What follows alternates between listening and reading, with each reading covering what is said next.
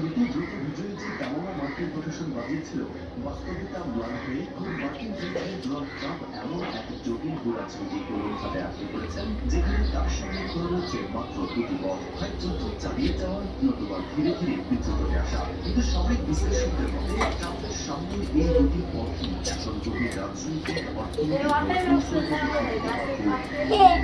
রাতের নিষ্পাত্রতা কথাটি আকাশে ভেসে উঠে অজানা আছে। কোনো শব্দ তবুও যেন এক অদৃশ্য আতঙ্ক ছড়িয়ে পড়ে চারদিকে। আর সেই ছায়া ছিল একটি ড্রোন।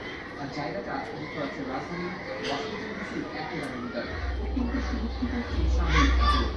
মার্কিন সেনাবাহিনী শনাক্ত করে সেই ড্রোনটি। আগে সময় 18 বুধবার মার্কিন সেনাবাহিনী ওয়াশিংটন ডিসির প্রতিনিধি জানান প্রতিবেদনে আরো জানা যায়, ফোর্ট ওয়েস্টলি যে ন্যাশনাল ঘাঁটির আকাশে গত 10 দিনের মধ্যে একাধিক লক্ষ্যমাত্রা বৃদ্ধি পাওয়া গেছে।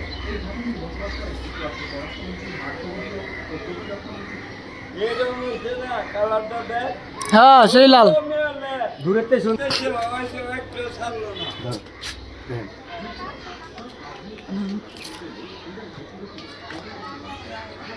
আচ্ছা